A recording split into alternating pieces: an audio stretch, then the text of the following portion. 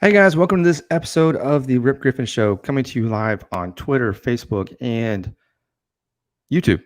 I completely forgot where I was going there. And today I'm excited because I have an awesome guest that we are going to have some awesome conversations with. But remember, you can catch the show on all the major podcast platforms, whether it be Apple, Google, or Spotify, iHeartRadio, Pandora, you name it, the podcast is on there. Be sure to check it out, subscribe, rate, review. Let me know how I'm doing. And without further ado, I'm going to bring in my guest tonight. His name is Brad Shanler. He is a blogger for the Nest podcast and an overall awesome dude. Great baseball fan. Brad, how you doing, man? I'm doing all right. How are you doing? I'm doing pretty good. So a couple weeks ago, I became a member of the IBWAA, which stands for the Internet Baseball Writers Association of America. And they put it out on Twitter that I was a new member, and you were one of the very first people to reach out to me. Send me the link for your blog, and instantly we kind of just connected. And from there, we've kind of just developed this relationship. And I appreciate you reaching out, being one of the first to introduce yourself and display your work.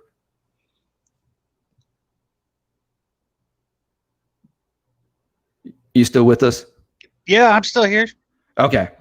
But I want to talk about your blog, man. I read your article with my favorite quote from one of my favorite baseball movies of all time. Heroes get remembered and legends never die. One of the best, the best baseball movies of all time from Sandlot. That was an awesome piece that you wrote. Funny thing about that movie, I actually saw that as a sneak preview, like days before it came out. Really? It was one of my favorite movies as a kid. It still is.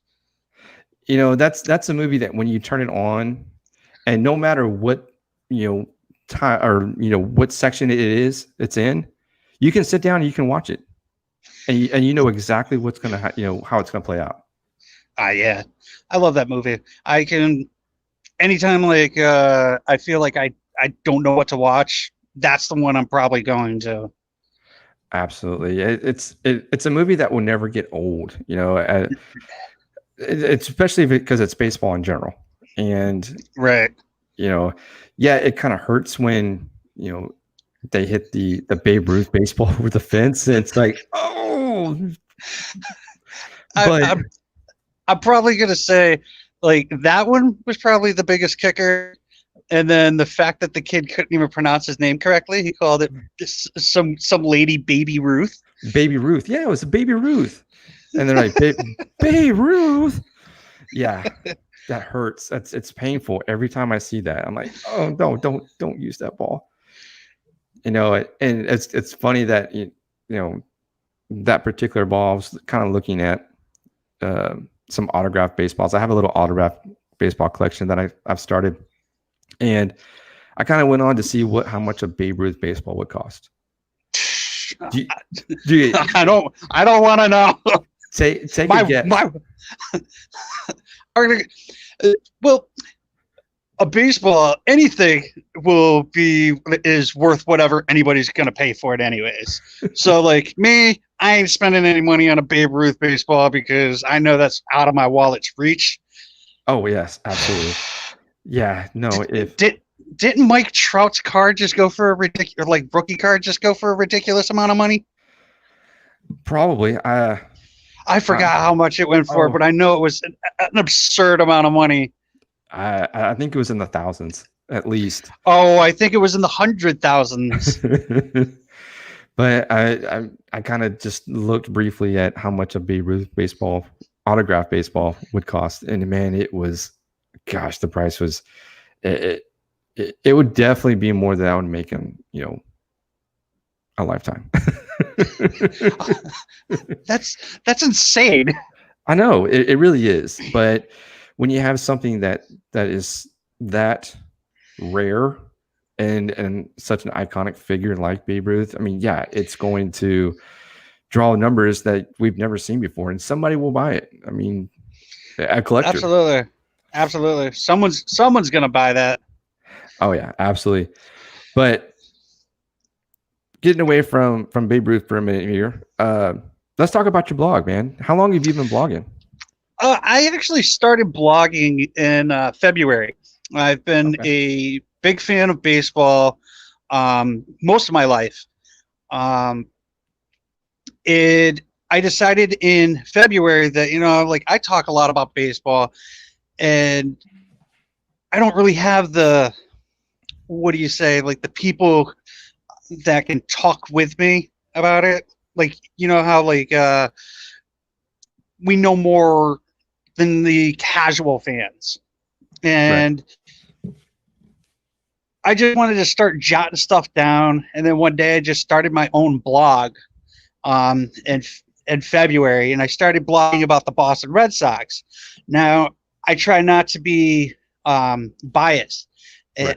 I tried to be as unbiased as possible, so I started blogging about other teams, watching other teams play, and blogging about how they were doing and whatnot.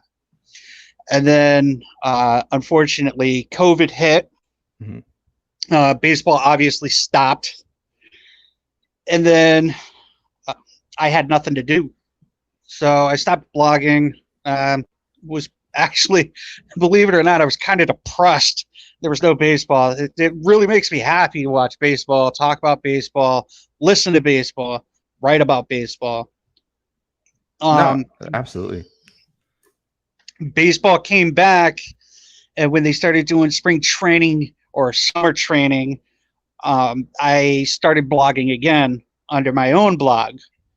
And then one day I ran into Brandon, who he's the first person I've met from the Nest. Actually, right. He's the only person I've technically have met and talked to on a regular basis from the Nest. And I talked to him, found out that he had a podcast. He had his own, brand. And right. I asked him, and I was like, hey, man, just throwing it out there. I do blogging. How would you feel about having someone blog under your brand? And he came back. He read a couple of my blogs, and he must have enjoyed it, because he came back to me and he was like, yeah, I'd love to have you as the blogger for the Nest, or baseball blogger. And so I'm not sure if this is true or not, but I believe that I am the first blogger for them. Nice. Very, very nice. So these guys have been doing their own podcasts. They've been doing their live video feeds, sort of like this, for 2 years. And they basically, what they do is they provide weekly updates on MLB, NFL, UFC. And those guys include Brandon, Zach, and Justin. And you can catch them Monday nights at 8 p.m. Eastern Standard Time at facebook.com Nest Podcast 1. Sorry, I just did a plug there before. No, that's no problem. Actually, what I'm going to do here is I'm going to put this up on a banner. That way, those that are watching can check it out. So, which would be boom right there, and that's on Facebook. Don't they have a YouTube channel as well? They do. Honestly, I did not look that link up. No, because I know Brandon. I know we were talking the episode that they just did on Monday. Right. They kind of gave a little shout out to the show for yep. tonight. So that was pretty awesome for them to do. I appreciate those guys, giving us the plug. And it's always great when you've got other creators that are willing to go out and to promote and on their own shows. And that's kind of why I started this podcast as well, is to get connections like you and I are having right now that we've met off the air, and also to kind of give those that need a platform to showcase their work. This is primarily baseball podcast, but I love being able to see others kind of grow and succeed as well. I just actually, my old supervisor just sent me a text message. He said that the Trout card went for $3.93 million. Wow. Oh, it's a good thing I'm sitting down. That's wow. That's insane. I can't imagine a piece of cardboard going for $3.93 million. That's just geez. Wow. That's crazy. How much that Babe Ruth card go for? Not that much. That's because Babe Ruth isn't as good as Mike Trout. And you would think, honestly, that you would put Mike Trout and Babe Ruth kind of almost in the same category. I mean, now, I'm a little. now, the only difference is, Babe Ruth was a two-way player. He did pitch and he did play the field. I don't think that's the only. That's not the only difference. There's a little ring missing. Yes. And I kind of have that on the notes to talk about here in just a little bit. Yeah. Because I don't want to give anything away right now, but we'll dive into that because I think that he is being held back, and that's all I'm going to say right now. And then we'll talk about Mike Trout here in a second. But I think we should start talking about it right this second because we already dipped in there. All right. See, I'm gonna say that he's not being held back. He after signing that contract, he held himself back. You think he put too much restriction on himself? I do. You had the opportunity.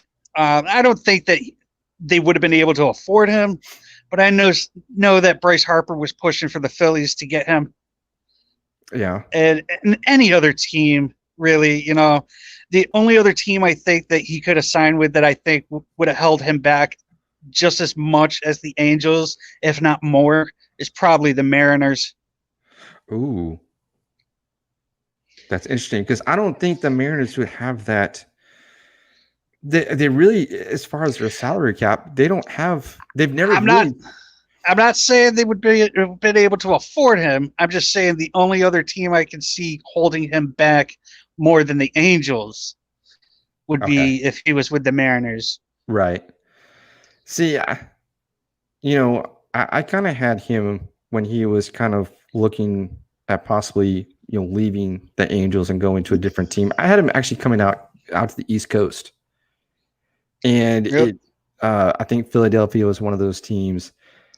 Honestly, I don't see him as playing for the Yankees, but it's something that could be, considered because the funny thing is like you don't consider anybody playing for the Yankees. Like, yeah, I was an Ellsbury fan, and I never really considered him going to the Yankees. But lo and behold, where'd he go? The same. I was gonna say the same with Johnny Damon too. I think the Red Sox kind of screwed him over. Yeah, I never would have pegged him to go from Boston to the Yankees, staying in the same division and also the rivals. He is one of very few guys that have won a championship with both teams. Ooh, yeah, you were right there, but. Philadelphia would have been one of the teams that probably could have had Mike Trout if he had opted to go to the East Coast, which I know that's where he's from. I mean, he's a huge Eagles fan. Yeah. So I mean, that would make sense. He'd be right. I don't know if you've ever been to Philadelphia, but Citizens Bank Park is literally right across the street from, I think it's Lincoln Field. Lincoln Financial. There you go. Like I said, I don't follow football, so but they literally have all of their sports. What you call it? They got the baseball field, they got the football field, then they got the Wells Fargo Center, which has hockey and basketball. Right there. Like you can walk to each one of those within like 2 minutes. Yeah, I have one of the things on my bucket list is actually to go visit all 30 major league parks. That's one of my goals as well. I was supposed to knock off Toronto, Wrigley Field, City Field, Camden Yards, and Nationals Park this year. Oh wow. Thank you, COVID-19, for ruining our dreams. You Yeah, know, I bought. There's this thing that I found on Facebook. It's called the Baseball Passport. yes. I'm not sure if you've heard of it, but it's one of the coolest things ever. It has all 30 stadiums, and it has a little area where you can get it stamped at every stadium that you go to. It gives you all these little facts for the stadiums. It's such a cool little thing. I believe it was like $80, and I was so pumped because I was planning on getting that stamp, and then COVID happened. I know. I've got something similar, which is it's like a picture frame. Actually, I have it up here on my wall, but it's a picture frame, and you can actually go and scratch off each stadium. That's cool. And so, yeah, my kids got it for me for Christmas. So that was one of the things we were going to do this year. We kind of had San Francisco on the list. I think we were going to try to do San Diego as well. Um, I've only been to a couple parks, obviously Minute Maid Park, and then I've been to T-Mobile Park in Seattle, which is used to Oh, that's right. yeah, that's used to be a Safeco field, and That's a hell of a travel, huh? well, I've got family that live up there in the Pacific Northwest. There you go. So my uncle, he kind of we went. My brother and I went actually about 6 years ago, and it was actually my second trip to Seattle to T-Mobile Park or Safeco, whatever you want to call it. And I mean, it's a gorgeous stadium. You know, It really is. I've been to Fenway, Yankee Stadium, Citizens Bank Park, all for games.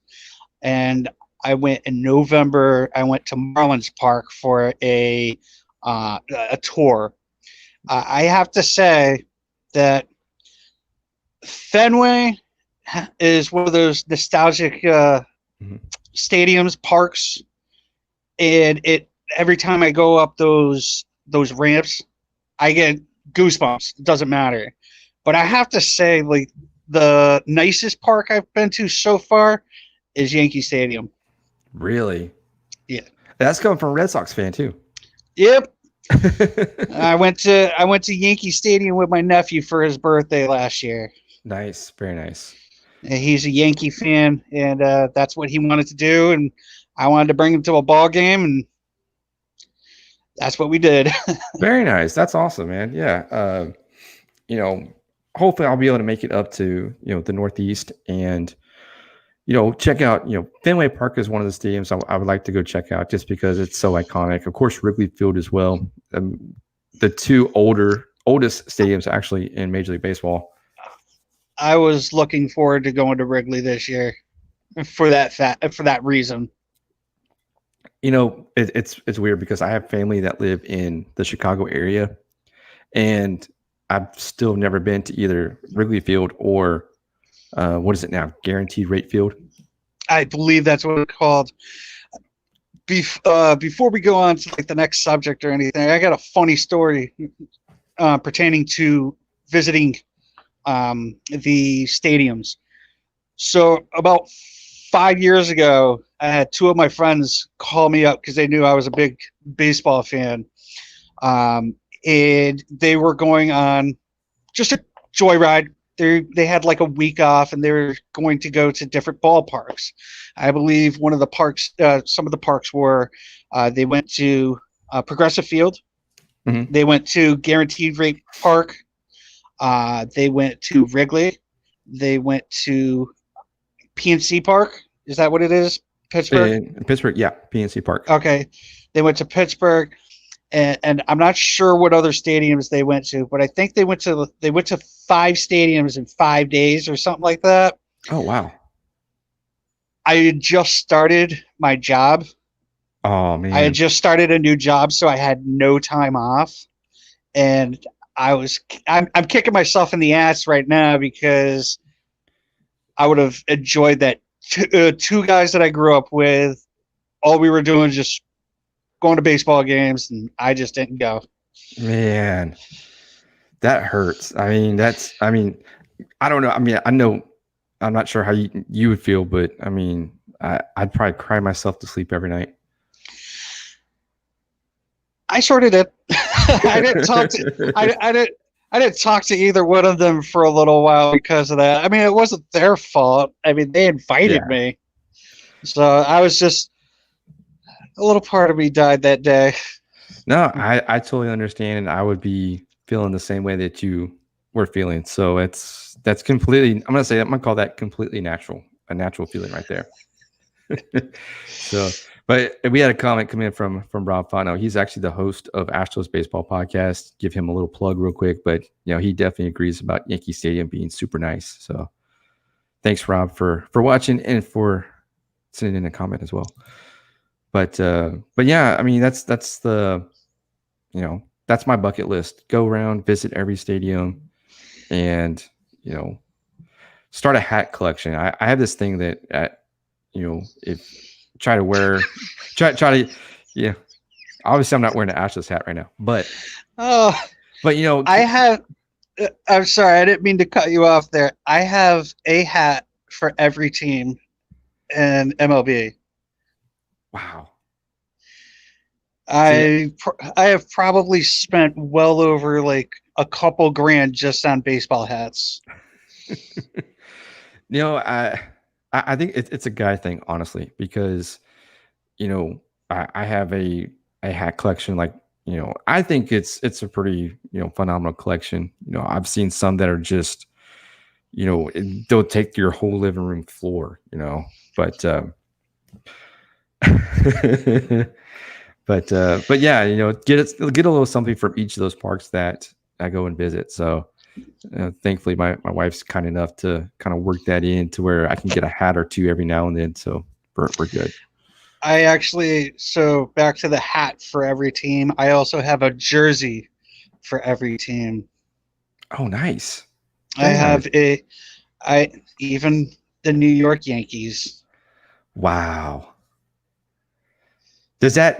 I mean, does it as a Red Sox fan, when you say something Yankees related, does it kind of send chills up your spine or? So, no. And the reason for that is that I grew up um, at a foster home, Right. and my foster parents were Yankee fans. And I grew up, I lived with them for about 2, 3 years, and we watched the Yankees, and that was like the only team we really watched. And my favorite player, and I get a lot of slack for this nowadays, is Don Mattingly. Right. Like I said, I grew up watching the Yankees, and Don Mattingly was my favorite player then, and to this day, I don't have any like I don't know how to say it, but like I don't care what anybody says. I could be a Red Sox fan and think that Don Mattingly is my favorite player. I don't think he was the greatest, but he was my favorite, and that's all that matters to me. And that's the only Yankees jersey I have is Don Nice. Mattingly. So let me ask you this, since we'll kind of segue into Don Manley here. We kind of talked about this on the phone the other day. You had mentioned that he probably should be or should have been the next Yankees manager. No, not probably. He definitely should have been. I think he got shafted on that. Do you I think the fact that they went from Joe Torre to Girardi was basically a slap in the face to Mattingly. right? Do you think the Marlins are kind of just stringing him along? I feel bad for Mattingly, and the reason for it is because as a New York Yankee, he never won a championship as a player. As soon as he ends up retiring as a player, they start winning championships. He goes to LA to follow Torre. Torre leaves. He ends up becoming the manager there. I forget actually what happened with him in LA. He ends up becoming the manager for the Miami Marlins, and who becomes like the face of the Marlins, but Derek Jeter, who ended up winning all those rings with the Yankees. Right. He's now Mattingly's boss. So it's like, I feel kind of bad for the dude. It's gotta suck that like you were the captain or basically the captain, and then the guy who replaced you becomes your boss. Right. So I don't know. Stringing him along, I don't really see him getting a job anywhere else right now. It seems like baseball's kind of trying to get younger when it comes Yeah. to the managers. And didn't Mattingly just sign an extension or something with the Marlins to stay I their manager for a while? I think he did. I'm gonna kind of research that real quick, but yeah, I think he did sign I think it was a long term, not really long term contract, but maybe an extension of maybe 2 or 3 years. Let me see. That sounds familiar to me. Let me look up his contract details. So yeah, he gets a base 2.8 million this season, to believe to be the sixth highest among major league managers. Let's see. Really? Yeah, yeah, he got a 2-year contract extension. This was actually last year, so that was 2019 when he got the Right. contract So extension. it's this year and next year. Yeah, so and then he has an option for 2022. Right.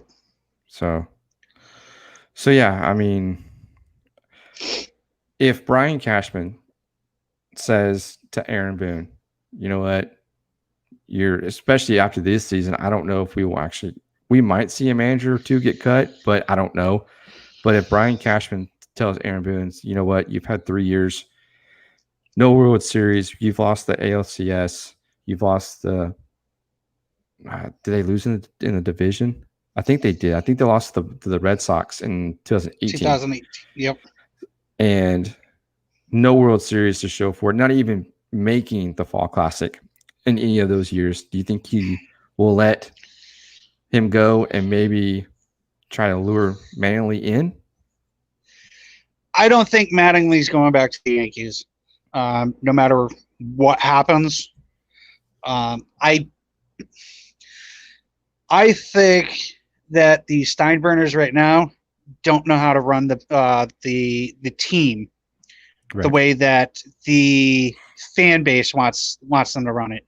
Because most of the fan base, I mean, not the younger crowd or the younger fans, but like the older fans, they are more used to Georgie Boy. You know, like if you can't do your job right the first time, you're fired. You know, Exactly. I feel like if he was still around, Boone would be gone, Cashman would probably be gone, and you'd have different names, like probably every other year. Yeah. You know, it's surprising how long Cashman has actually been in that position, because he's been, I think, the longest general manager at one organization for years now. He's been there for what, over a decade? I kind of want to say he's been there longer than a decade. He's been there for. Let me see. We're gonna, yeah, I'm getting ready to look that up. You know, we're doing some Googling here on the podcast tonight too, because this is all great information, because, you know, it kind of makes you wonder what, you know, what baseball is doing. I mean, are guys staying in place longer just because they, you know, no one else wants to take their job, or, you know, it's, well, if he's been there for more than one World Series, and he's say, my supervisor sent me a text message. He said he's been there since '98. That's what I thought. I thought he was there since '99. Yeah. So yeah, he's been there since '98. So over that's 20 years. Crazy. I know. That's. I mean, if the guy knows what he's doing, the problem is he had the core guys when he came in. Mm-hmm. You know, he had the Posada. He had Derek Jeter. You know, he had what won the World Series. And then when they left, what's he been doing since? Signing high profile players that can't seem to make it. I don't say, well, I'd say they made it and then they get to the Yankees and they go back to what they were before, like Garrett Well, Cole, for example. you're throwing that right in, huh? Like you just snuck that right in there. That was a good segue there. So I know where you're going with this, and I'm just gonna go ahead and answer this. Um, I'm assuming do I think that his what was it? His problems. What was that question that you had asked me earlier? Oh, His problems with the Yankees. Go ahead. Is when a player comes to the Yankees, like we'll say, Garrett Cole, or even a couple years ago, Giancarlo Stanton, the expectation to succeed and to succeed right away seems to be putting pressure on these guys. Stanton got off to that really slow start when he originally signed with the Yankees, and then the Yankee fan base just almost booed him out of Yankees. I just want to correct you there. He didn't sign with them. He got traded. Okay. Thank you for that, because sometimes my baseball IQ is no. That's fine, man. Goes up and down, man. But anyways, like I said, he was traded to the Yankees, but the Yankee fan base has that expectation. Okay, we got these high profile guys. We expect them to play and perform at such an exponential rate, and they don't do that. Stanton got off slow. He's still kind of slow. Judge has been hurt since he's been up with the organization. They signed Garrett Cole to that $324 million deal. He's lost his last, 3 or 4 decisions now after winning 20 in a row last season. Do you think that being just in this organization with the Yankees, is it something that is putting pressure on these guys to perform at such a high level, to excel? Well, obviously, you're going to be in such a high-profile city. You got these big-name teams like the Boston Red Sox, the New York Yankees, and the Dodgers. These big-money teams. Their fan base expects you to win. Right. So you got these guys like Giancarlo Stanton, who comes in and everybody's expecting him to hit bombs like 800 feet every time. And when you're swinging for the fences every time, you're going to strike out. And when Stanton first came to the Yankees, he had a ridiculous amount of strikeouts. Right. And then luckily for Garrett Cole, he doesn't actually have fans in the stands for him. So he doesn't actually, I don't know if he's on social media or anything like that, but he doesn't get to hear the boos. Right. And to Garrett Cole's, his last few starts have been shaky. I would blame the long layoff. They were supposed to play the Mets. Right. And then they had that COVID thing go on where one of the players or one of the staff members ended up getting COVID, and they went 5 days without playing a game, and then he came back and he gave up 3 bombs to the Braves. I mean, I blame it on rust, but I don't know what's going on with him right now. He was used to playing in places like Pittsburgh. I don't really consider Houston, no offense, a high profile team as of yet. You don't put the Houston Astros up in the same pedestal as the New York Yankees, the Dodgers, and the Red Sox. I mean, they're getting there. Yeah. But it's, he is putting too much on himself. Yeah. When you look at it like that, not having the fans in the stands is probably something, kind of a reprieve for him right now. So he I doesn't th- have to. I feel like if there were fans in the stands, it would actually probably do him a lot better.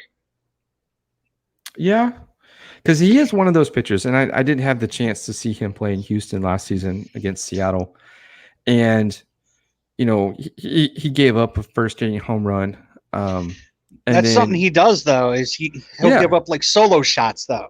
He doesn't exactly usually give up anything more than a solo shot and a shot. And if he gives up like a 2-run dinger or something like that, that's kind of out of the ordinary. right. That's exactly what it was. It was a solo shot. I mean, it was on top of the first inning, and then he'll settle in, and come the seventh inning, we were kind of sitting, just kind of little story here real quick. We were sitting kind of off home plate on the third base side. We were kind of up, just in the bottom portion of the bowl there at Minute Maid Park. And I was talking to we kind of went with it as like a couples thing, my wife and I, kids, and her one of her friends and husband went out. So just kind of get that out of it. But weird, I was talking to, the guy that was with us, and next thing I hear is you hear that pop the glove. You've got 30, 40,000 people in that stadium, but you can hear the pop the glove when you're right there behind, close to home plate. Hit triple digits in the seventh inning. The guy can bring it. He really can. And I think he's, like you said, I think he's one of those that if the fans were in the stands, he would probably excel and probably thrive a lot more. Absolutely. So I kind of want to throw this out there. A Yankee stat, actually. My supervisor's texting me instead of joining the chat. Like he told me this like a week or so ago, and I gotta tell you this. Okay, let me pull it up. A WTF stats: more men have walked on the moon, 12, than have scored an earned run against Mariano Rivera in the postseason, 11. Wow. How crazy is that? Wow.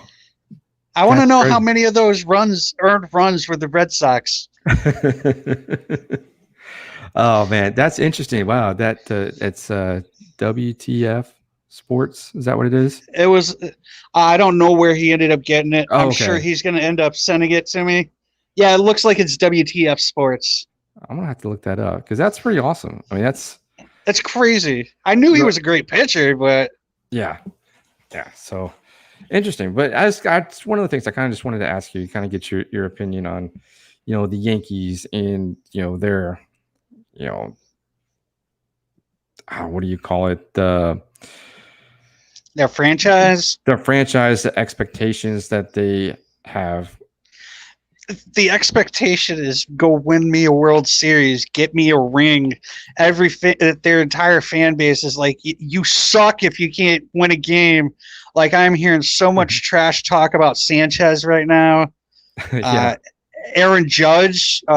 There's talks about they're changing the IL to the judge's chamber. Oh wow! Which that's a joke. That's a joke. I'm just saying, like, he's always on the injured list. So yeah, I mean, that is true. That is true.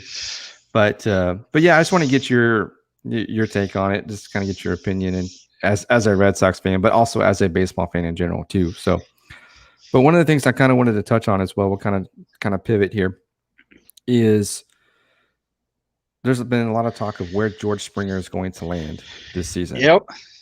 And a lot of the talk is in your neck of the woods with the Boston Red Sox. Right. Do you think that with General Manager Heimblum, how he basically dismantled and sent, David Price and Mookie Betts off to Los Angeles, he kind of lowered his payroll? You're killing me. It dismantled. Well, Go ahead. Okay. Let's call it restructured. Okay, that's better. Yeah. Oh, okay. So he's restructured the lineup to be more economical in the way of the luxury tax, because right. when you get above it, you've got to pay an extra percentage, and you get above that another percentage. It's the luxury tax thing is so confusing, but so he sent David Price and Mookie Betts to Los Angeles. Got back a couple. I think he got back a couple prospects, including Alex Verdugo. Right? Am I correct? He got Alex Verdugo, Jeter Downs, and Connor Wong. Okay, so he got some prospects back, and he got a couple players for the big leagues roster as well. So let's say if the 2020 season ends and George Springer is on the market, do you see Chaim Bloom going and making a push to bring George Springer to Boston? So I like George Springer. I think he's a great player. I think he's a great hitter, outfielder. But with the way that Chaim is doing things, I don't believe going after Springer is in his books. We have Duran. I don't know how to pronounce his first name. I think it's like Jaron Duran. Okay. I know that Chaim Bloom has actually gone on record just recently after the trade deadline because people were confused on why he didn't trade Jackie Bradley Jr. Right. So you got Jackie Bradley Jr., who's our center fielder right now, and I don't see JBJ signing with the Red Sox. But if that's the case, I don't see Springer coming here. I honestly, I don't know where he would fit. I know that the Yankees will probably go after him because it's the Yankees and they go after everybody. Right. Yeah. You had a guest on last week who said he would go to. He thinks that San Francisco would be a good fit. Right. I don't know their outfield all that well. I do know Yastrzemski's out there. Yeah, they've got two guys right now. They've got Austin Slater and they've got Mike Yastrzemski. I can't pronounce his name, but Yastrzemski. He's Carl Yastrzemski's grandson. Yes. I'm bad with names, so I'm just. Oh no, man! But if you don't know how to say it, man, and you see that name, it's gonna be. Nah, I can't pronounce it. Yeah, I think his nickname is Yaz. So. Yep. Yeah, we'll call him Yaz. Just like his grandpa. You know, I saw a video of his grandfather hitting and Yaz hitting as well, and their swings are almost so similar. Well, how do you think he learned how to hit? No, you're absolutely right. Yeah, it's it's a very, very fluid swing that he's got that he can definitely generate some pop with it. He can spray the ball around. He's one of those that as he continues to develop in the big leagues, he's going to be a very tough out. And he already is right now, but I'm upset that it took so long for him to get up into the big leagues. He was with the Orioles organization, and then he got traded to the Giants last year, I want to say. And when he got traded, they brought him right up. And then when he came up, he was already doing things. And people were like, well, why did it take so long why didn't the Orioles, like the Orioles organization, I mean, what have they been doing? Rebuilding for like 6 years? Yeah. So we had a comment come in from a viewer. His name's Chris. He didn't send it on the open chat, but I can't put it up here on the screen. But he said he likes Springer coming to Boston since he's a UConn alum. I'm gonna go with that's probably my old supervisor saying that. Okay. Yeah, I saw it pop up here on the. I'm not against it. I'm not against it at all. I would love seeing Springer in a Boston uniform. And also with the fact that Matt Barnes and Springer both went to UConn together. Right. So. You know, I don't want him to leave Houston. I think, Of course you don't. Look at what's going on with Altuve. yeah, but That guy's been getting banged up. yeah, health has been a concern for him these last couple years. I think, especially in 2018, he had the knee injury during that ALCS. Um, he was kind of out, I think, partially last year in 2019, uh, dealing with the knee injury. I think he had knee surgery, so kind of recovering from that. And and of course, this year, I mean, it's one of those. We don't. Is it mental? Is it physical? You know, I think it's because he misses Justin Verlander. Um, but I don't know if you've seen the shirt where it says "I literally love Justin Verlander." That's what Jose Altuve said. But but anyways, that's just I'm just just throwing random crap out there right now. But anyways, I would like to see Springer stay in Houston. I think right now with the way the market is, especially how the season has played out, um, we did see the big signing with Mookie Betts. We saw the San Diego Padres make key trades to get key players that are almost seem like they're really short-term rentals. That's just my opinion.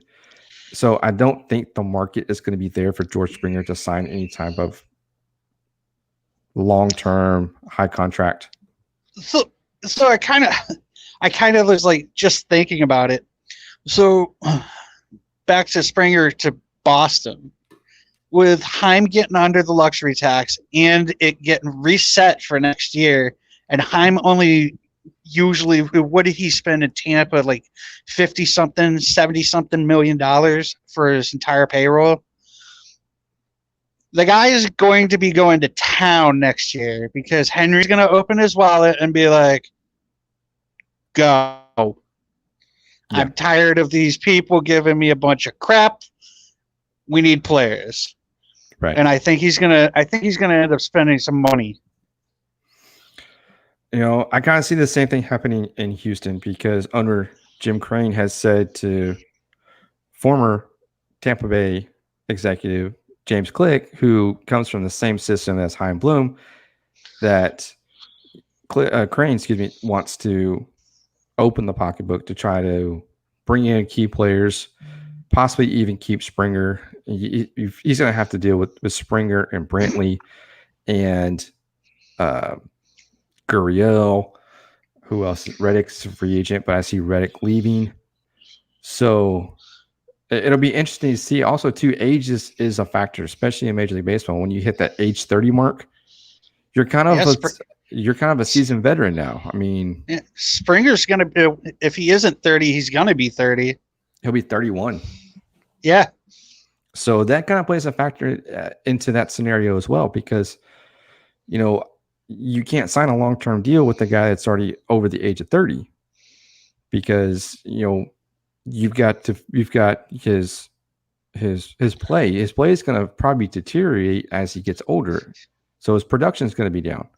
And you don't want to pay $20-30 million to a guy that's, batting, 250 or whatever.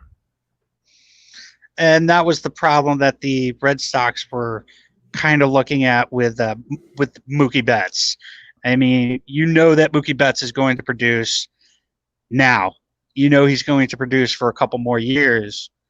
But the Dodgers gave him 12, 13 years, and I don't see him producing the same amount of numbers as he was with the Red Sox and as he is now, because he's on fire right now.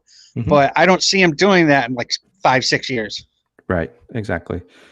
Now, one of the things we talked about the other day was Xander Bogaerts. He's going to be up for his contract's up in what, 2 years? No, so his excuse me, he signed an extension. Chris is probably going to send me a text message and tell me, but I know he signed I think it was a 7-year extension last year. Could have been 6. So he's locked down for the Red Sox for the long haul. Right. But in that contract, because he's a Scott Boras guy, he's got to throw those sneaky little things in there. Yep. He has in that after 7 years of what was it? Give me a quick second here. It was like after 7 years of service. Yeah, 7 years of service. He has a no trade clause. So Right. his 7 years of service was on September 6th.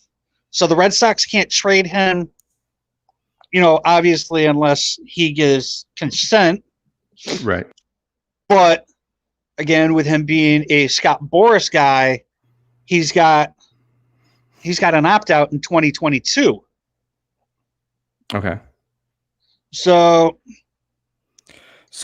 basically, it's either Heimblum comes in and tries to build around him, or right now the core guys are. You got to believe Verdugo is part of the core. Obviously, Bogarts and Devers. right. Anybody else is pretty much expendable. Do you think maybe he goes out and tries to get some pitching? Because pitching, he has to. He has to. And I know it's a long shot, and I would love to see Trevor Bauer wearing a Red Sox uniform. Ooh, but the problem with Bauer is he's only doing 1 year deals. He only wants to do a 1 year contract. I know he signed that contract with the Reds for $17.5 million. But that's who I want. I mean, you got Chris Sale coming back next year from Tommy John. You got Erod, who should be ready for next year.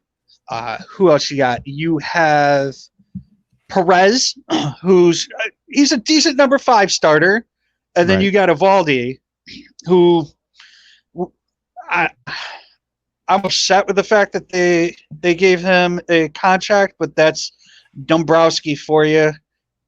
Right. But we have him, so we got 4 guys. We need a 5th starter. Well, you've got Martin Perez right now. Right. That's who I said. I was. Oh, okay. Saying, you got Sale, you got Erod. Perez is a good number 5, and Evaldi. Now that's all. Oh, go ahead. I'm sorry. That's all we have right now. But I mean, we don't have Sale. We don't have Erod. And right now we don't have Evaldi. Right. And then my old supervisor, again, texted me. He's saying Jason Grome. Is his name Chris? Yep. Well, he's on. I can add him to the stream. He's on here if he wants to come on. I see him right here. He's on it. I just got to add him to the stream if he wants to do that. I don't know if he does. That's on him. Yeah. I mean, let me know. Just send me a comment real quick. I'll put you on. I can do that. I see him right here. He's in the studio. So, but anyways, I wanted to ask you about Sale real quick, and then we'll kind of pivot again. Sale had Tommy John. Now, he's not going to be ready for opening day. Nope. So he won't be back till probably mid-season, maybe July, August next year. We'll see. That's if everything goes smoothly. And so far with Sale, everything hasn't gone so smoothly. Right. Yeah. So it's kind of interesting to see what's going to happen, especially come 2021 with all these guys having injuries. Verlander's been hurt. He's supposedly supposed to start. How old is Verlander, though? He is 36 or 37. Okay, so how often has he been injured throughout his career? I want to say, I think he's had Tommy John. Let me check. I know Chris is about to chime in. I know he had, because he had that lat injury that kind of sidelined him during spring training this year. He had that when he was in Detroit, and it set him back a good while. And then I don't know if he had Tommy John or not. I don't think he has. I'm trying to look here to see when his injuries are. There's everything I'm seeing right now is on his current injury that he's got going on right now. But yeah, I'm not sure. But I know he's especially when he was in Detroit. He had a couple of seasons where he had some injury bugs. Even towards the latter part of his tenure in Detroit, he kind of started to fall off the wagon a little bit. And then, of course, he comes to Houston, kind of reinvigorates himself into a number one ace. But hopefully he'll come back. It's still up in the air. It depends on how he's progressing. But injuries are the key of 2020 this year. That's for sure. I don't think they had enough time to get themselves stretched out before start playing. Right. Oh, I agree. I agree 100%. Because a lot of pitchers have been going down this year. Yes. Yeah. It's especially when you talk about the Astros, and everybody's giving them a bunch of flack about their record and whatnot. But I mean, you've got a bullpen that is pretty much have pitchers that have not played above A ball or double A. It kind of primarily too, they weren't able to be active within the trade deadline because all their prospects are, in the bullpen right now in the major leagues. And so, they probably needed to go out and get a closer. They've got Forrest Whitley sitting there, who was their number one draft pick, 2016, I believe. He's still sitting there. He hasn't progressed. He's injured as well. Of course, he's had some battles with PEDs and whatnot. But, you can't shop him around because you're not going to get anything in value for him. So that's kind of where the Astros sit. And, you've got guys coming off the books this season. It's going to be interesting to see what this offseason is going to do. That's for sure. Right. So I kind of want to pivot real quick. We got just a little bit of time left. We're about to hit the 1 hour mark already. This podcast is flying by. It is. That's awesome though. That means we're having great conversations. So that's always fun to kind of just get yourself immersed in it and let the time go pretty much. I'm enjoying it. No, this has been great so far. And I one of the things that I've got here on the list is everything that happened in the offseason with both the Astros and the Red Sox. Right. And, I know you sent me that article, the Wall Street Journal article, and right. I'm going to probably get you riled up here. So I hope you're ready. But let me get your opinion first as a Red Sox fan. Right. Do you think there should be an asterisk next to? Do you think there should be an asterisk next to the Astros and the Red Sox? No. The reason why I don't believe there should be an asterisk next to either one of their World Series wins is because with the Astros earlier this year, Zach Greinke and Trevor Bauer both were in spring training, calling their pitches, telling the batters what they were throwing, and they were still striking guys out, getting guys to fly out, So if the guy, it makes it a lot easier for the batters, but there's no guarantee that they're putting the bat on the ball. Right. If the pitcher's spotting their pitch, they have nothing to really worry about.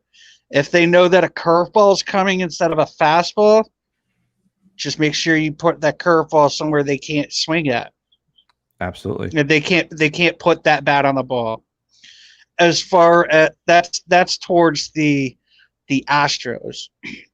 Now, towards the Boston Red Sox, the reason why I don't believe there needs to be an asterisk next to them is because they were using a replay room, not a live not a live feed. They were using a replay room that everybody in the entire league was using. So to be considered cheating, you'd have to be the only one doing it. Right. And even though these two teams are the ones that came to light on this information, I'm going to say that there's just about every other team in baseball that's doing some sort of sign stealing. I was reading just recently. I believe it was the Yankees. They had their sign stealings on their signs, which were like the coach would be like the left knee on the top stair, or like the hand in the on the chin or something like that. That would be given the signs. So it's everybody steals signs. It's been a thing for the entire, like, as long as baseball has been around. Yeah, there was a guy back in the 1900s named Morgan Murphy, played for the Philadelphia Phillies. He actually was during a game. I don't remember who they were playing though. He was actually out in center field, had those those old time opera glasses that you would put up to your face. So they're binoculars basically, right? So you can see from it. If you're far away, you can see closer. And there would be a buzzer that was run from to the third base coach's box, and he would sit there, read the signs, and if there's a fastball, what he would buzz, and he probably would have got away with it, but somebody from the other team just happened to see it because it was they had a box that was on the turf, and the buzzer was underneath that box, and the coach just happened to come out there and was standing in the third base coach's box and saw it, and then they had a cord that ran all the way out to center field, and that's how he got caught. But I mean, it's times have changed, and the method to do it has gotten better. But it's really now it's got to it's the electronics. You're using the electronics now. You're not just putting a guy on second base and he's saying, "Hey, there's a fastball coming." It's like the Apple Watches the Red Sox were accused of, and the Yankees, they both got fined for it. I mean, nowadays you got to move with the times, so that's how things evolve. So, right. I mean, you go from a guy being on second base and he moves over 2 steps, and that means something, to like, hey, I'm going to just wipe my nose, and that means something, stuff like that. Right.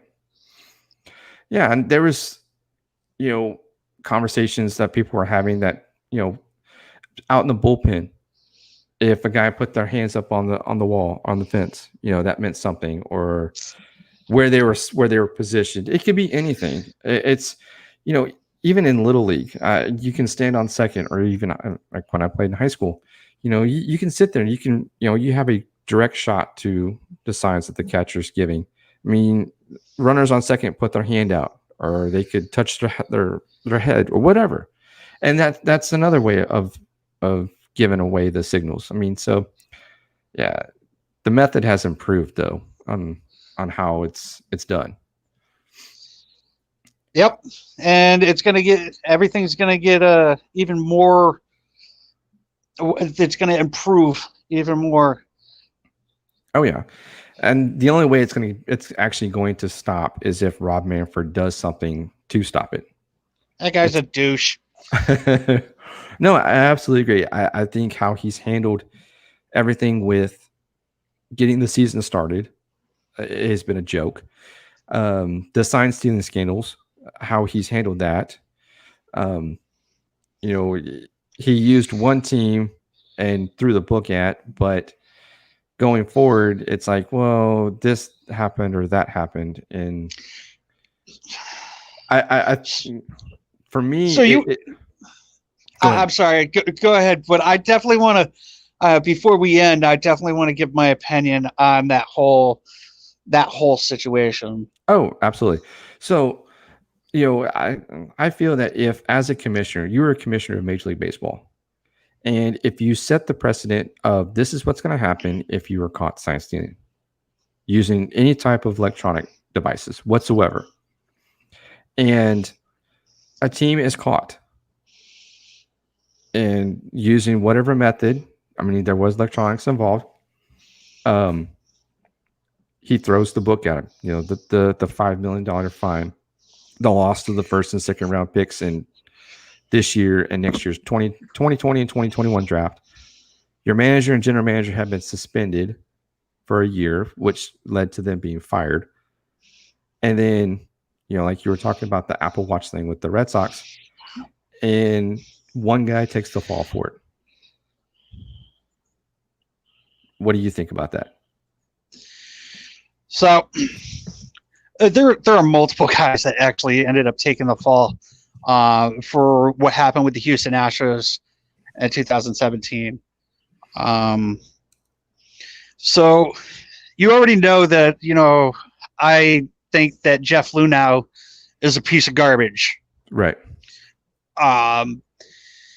And the article that I sent you, if anybody wants to read about it, you could Google the dark arts and code breaker.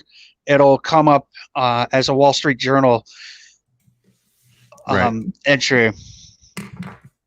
So in that entry, if you read it, there is evidence that in 2016, an intern had come up to Jeff Luhnow and told him about Codebreaker. And basically what that was is how to steal signs and whatnot. The reason why I think that Jeff Luhnow is such a piece of garbage is the fact that when he was called out by Rob Manfred saying that he had more than enough evidence to say that Luhnow knew about it, he threw Alex Cora under the bus. He didn't even throw him under the bus using his name. He threw him under the bus saying the bench coach. That's bull. I'd like to say other things, but we talked about that. But I think that's bull, and it's also BS that all the players got exonerated. You got Mike Fiers, who, he was celebrating the World Series, getting champagne thrown, poured all over him. Then he goes to the Athletics and he's telling the athletic reporters that, hey, the Houston Astros were stealing signs and they were using trash cans and this, that, and the other thing. And he what happened to him? Yeah, no, I can completely agree. And and then like you get, I'm sorry, I didn't mean to cut you off. No, but you're then fine. Like you got Jose Altuve. Like I know Jose Altuve is basically the face. You got Alex Bregman, and the one guy that really pissed me off was Carlos Correa. We won it fair and square. Like I said before, trash can banging, knowing the signs, I don't think actually mattered, because with the Trevor Bauer, the Zach Greinke thing, who I got to say, Zach Greinke's an excellent pitcher, and I love what he does. Sorry, go ahead. Go ahead, man. Go ahead. No, I was going to say, I don't know if you saw that game when they were playing in, I think they were playing in San Diego. Was he sitting down at the mound? Yeah. That's so hold on a second. Like, I think this is going to, let me see. Nope, that's not it. Where is it? Nope, that's not it. I got a Greinke jersey.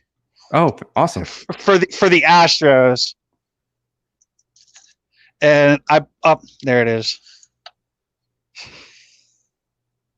Very nice. For those that aren't watching and listening to this audio, Brad has got a orange Zach Greinke Houston Astros jersey, which has got the number 21 on it. It's very nice.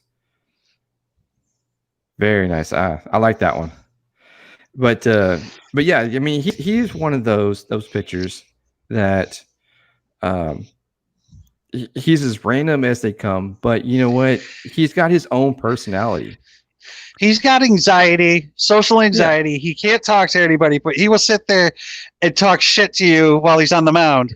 Like the other day, who was it? He was like, "Oh, good take." And he was like, "Nice swing," after he struck him out. yeah. So I mean, he'll bring it and he'll talk the trash when he wants, but for the most part, he's a reserved guy, and that's completely fine. You know, for those that mental health issues is something that is serious, and it's how he deals with it is his own way, and there's nothing wrong with that. That's for sure. I felt bad for him last year during the postseason because like you could see how uncomfortable he was just with all those reporters asking him questions. He's like, "Yeah, I'm just gonna go out there and pitch." Yeah, and I think he made a comment about guacamole. He likes guacamole, and that is completely fine. It sometimes to kind of you need that icebreaker to kind of just break the tension. If he's feeling uncomfortable, he's not throwing something out there that's random, and that's Grinky being Grinky. But I was gonna ask you, I don't know if you saw that game, but he's been sitting there calling his own pitches. Yep. And he's telling the catcher, he's like, "Oh, 2, 2, 2," or like he's like telling him which signs he wants him to throw. Yeah. So I think it was against San Diego, and he threw a fastball. His fastball ranges into the mid to upper 80s. And then he sits there and he drops a 54-mile-an-hour curveball. Dude, I saw. I was watching that game. Isn't that an eephus pitch? Man, when I was watching that game and I was sitting there and I saw him throw the fastball, I was like, okay, he'll probably follow up with the off speed. But then you can kind of see it, and I saw it, and it was like slow-mo on TV. I was like, you know who else does that? Darvish. You're right. Probably not as slow, but Hugh Darvish does that. He'll throw you like 96, 97, and then like he'll throw you like a 60-something mile per hour like curve. Darvish has looked pretty damn good this year. He's in talks for the Cy Young. It's for the National League Cy Young. You got DeGrom. You've got who's always in the talks for Cy Young. Oh, and it's unfortunate that he never gets a win. I know. And then you got Trevor Bauer, who's also in the hunt. Who he just faced the Cubs yesterday, and then Hugh Darvish. And the funny story about Trevor Bauer is he pitched. I want to say it was 7 2/3 inning, and I saw on his Twitter, because I follow him on Twitter. If you don't, he's absolutely hilarious. But he was talking about how the Cubs were chirping the entire game, and like he was dominating them. And then all of a sudden, like when he got taken out of the game, everybody at the Cubs were like, "Bye." And then you see this video where he's getting off the mound, and he just turns and looks at him and goes, "Bye." I don't know if Trevor Bauer watches this show or not, but I've been trying to get him on for weeks now, and he's probably busy doing his momentum thing, man. Man, I tell you, he is building a brand for himself after he is done playing baseball, and that's something we don't see players doing currently. I have a Bauer shirt. There was talks about when Garrett Cole joined the Yankees, and they started complaining to Garrett Cole about how the Houston Astros cheated, yada yada yada, and then Garrett Cole was like, stopped acting like Garrett Cole. Well, Garrett Cole made a shirt said, "Be calm and act like Trevor Bauer." Or Garrett Cole was saying, "You're acting like Bauer," and he's like, "Stay calm and act like Bauer," or something like that. Oh man, that's he is a character, and I think there's something about the cleats that he wanted to wear, but then baseball said no, and then Dude, now there's a big old thing about the our In-N-Out burgers. Did you see yeah that?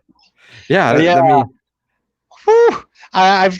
He's like, oh, let me get this straight, MLB. You're gonna suspend me, eject me from a game, and fine me for wearing something like Free Joe Kelly, but a guy like D. Strange Gordon can wear In-N-Out burger joints that are clearly against the rules, and he like highlighted it too. yeah And did you see the Harambe ones that he had the other day? yeah those were nice. Those were nice. The Yeah, cool thing about it is like he gets these cleats done, and then he basically tells you, "Hey, you can put yourself in a raffle. Go buy something off my site." that's perfect marketing. That's absolutely is. I mean, yeah, you can win these nice cleats. Just go buy a shirt. That's Right. that's all you got to do. He's got the Fair perfect trade. mark. Yeah, he's got the perfect marketing plan. That's why. I mean, I would love to get on have him come on the show if he's listening or watching. To pick his brain. I mean, also of course talk baseball, but get into the mind of Trevor Bauer, what he's thinking from a I don't business. know if I'd ever want to be in that mind. No, I don't know, but yeah, he is a character. He's definitely one in a million, that's for sure. So 17.5 million. yeah, for 1 year, Yep. for 1 year, yep. Yep. So Still man, less than Price. yeah, that is true. Do you think Price will stay in Los Angeles Well, he's there for. since he's not playing this year? Since he opted out, so he'll be there next year for sure. I think he's there. When did he sign the contract? He signed it in 16, 17, 18, 19, 20. I think he's there until 20 at the end of 22. Okay, so he'll be there for 2 full seasons starting next year. So I'm tired of people talking crap about David Price, man. He did what he had to do in Boston. He didn't get along with the media and whatnot, but he went out and won a World Series with them. absolutely, that was the goal that when he came to Boston, and he's been a pretty effective pitcher in his career. Except in the postseason. Yeah, true. He But finally got his first postseason win as a starter with the Red Sox. and that's all you can say. And then after that, the rest is history. World Series champion. Right. Absolutely. Well, man, we are over an hour right now, and this conversation can definitely keep going for probably another 2 or 3 hours. Absolutely, man. I've told you before, and I'll tell people 1,000 more times. I can sit and talk baseball all day. I might not be the smartest person when it comes to baseball, but man, do I love talking about it. It is truly fun to just talk various different topics, especially as an Astros fan and yourself as a Red Sox fan, that we can still talk about these things and still have a conversation. And at the end of the day, it's all fun. That's the end game. That's the main goal. Right. So, man, I think like I said, we're a little over an hour right now. I know you've got you've got to be up early in the morning as we are recording this, and this is live on September the 10th at 9:20 my time, which would be 10:20 your time. But Right. Brad, man, I appreciate you coming on. This has been fun. We're gonna have to do this again. Anytime you want me on here, man, you just say it, and I'll come back on. Maybe I would like to. I would love to come back on. This is my second time coming on a podcast, so more the merrier. I'm sorry, I keep cutting you off before you got something to say. No, go ahead. I was on your boy Cooter Green's podcast on Monday. Had so much fun with that. This was an experience. That was an experience. So, like I said, anytime you want me on, just tell me. Absolutely. You've been quite the busy man this week on the podcast front, which is awesome. But whenever you want to come back on, man, you've got a spot here. Just say the word, and we'll put it together, and we'll jump back The on. word. That's right. Say the word, man, and we'll get you back on. So real quick, let's go ahead and give yourself a quick plug real quick. Go ahead. All right. So my blog, you can find that at thenestpodcast.wordpress.com. Thanks for posting that up. Absolutely. Definitely go check the blogs out. I write a blog every Monday and Friday. Monday is about what happened over the weekend. Friday is about what happened over the week. If there are blogs in between the week, they're about certain things that have happened. Talk about, like, the last blog I wrote was about Lou Brock. Last week I talked about Tom Seaver. Rest in peace to both those gentlemen. Two guys that baseball lost that were such a phenomenal people, and also great mentors and ambassadors to the game of baseball. And they had a connection with each other because Tom Seaver saw Lou Brock. I believe he saw Lou Brock more than any other batter, and Lou Brock saw Seaver more than any other pitcher. Wow. I also wrote a piece about, man, why am I having a brain fart? I'm just not even going to say it because I'd feel disrespectful talking about it if I don't remember his name. Jeez, what was the guy's name for 42? He played the Black Panther. No, he played the Black Panther. I'm having a brain fart, and I feel like an asshole. Chadwick Boseman. Yes. Oh, man, I am so sorry. I wrote a piece about him and how he played Jackie Robinson. Man, I feel so bad about that. Notes. Next time, notes. Yeah. I wrote about him and how he played 42 like really well. He was Jackie Robinson, and it was so coincidental that he passed away the day they were celebrating Jackie Robinson. I know. So, and he was 43. Yeah, he was young. Yeah, I mean, the line that always gets me is, one day we'll all wear 42, and 42 is a number that has solidified itself within baseball. That is a number that will always be respected, always be remembered in the late great Jackie Robinson. I think the number 21 should be up there. Absolutely. With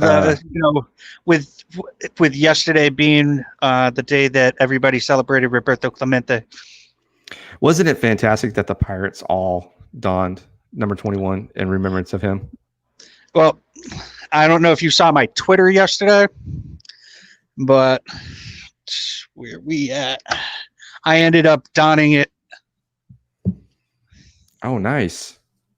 Wow. For those that are watching, Brad has a Roberto Clemente number 21 Pittsburgh Pirate jersey. So Man, I would put that in a frame case. We'll talk about that when we get off. Just so you can just put it on the wall and you can just admire it. But no, hey, real quick, the Nest podcast. When talk about that. When can everybody find those guys back on? You can find Brandon, Zach, and Justin live Monday nights at 8 p.m. Eastern Standard Time at www.facebook.com/NestPodcast1. And you can also find them on Twitter at NestPod. Awesome. And where can everybody find you on Twitter? My handle is BRSBaseball83, and that is on Twitter and on Facebook. Awesome. And also, before you go, I'm sorry, man. No, go ahead. Funny story about that. BRS is my initials. Somebody actually asked me on Twitter if BRS stood for Boston Red Sox. I was thinking that, honestly, that that's what I thought the initials were. BRS. I thought it stood for Boston Red Sox. No, that's That's that's my initials. that's crazy. I'll tell you the story about it when we get off. Okay. Awesome. BRS Baseball 83 at Twitter. If you want to follow Brad, follow his work on the Nest podcast at wordpress.com. Check out his work. It's awesome. He does a great job on his articles. So go check those out. Brad, man, I appreciate you coming on the show. It's been great. I wish we can do this all night. But I understand, at some point we all got to sleep. Yeah, man. 4:30 comes pretty early and it comes Oh, fast. ouch. I am truly sorry. It is what it is, man. I enjoyed this. Awesome. Well, I appreciate you coming on. Like I said, you've got a spot on the show whenever you like. Just say the word and we will do this again. It's been a blast. Anytime you need somebody on there and you don't have anybody, I don't care. I won't take it as a slap in the face. Awesome. I appreciate it. All right, guys, that's going to do it for this episode. Like I said, if you have been watching the show, I truly appreciate it. There will be an audio version that will be released probably sometime this weekend. But remember, please subscribe to the show so you can be alerted whenever a episode will be available. Rate the show, send a review. Let me know how we're doing. I truly appreciate all those that have been watching, that have been listening to us. It's been a great time with Brad. I appreciate it. And that's going to do it for this episode, guys. So as always, I appreciate it. And thanks for listening.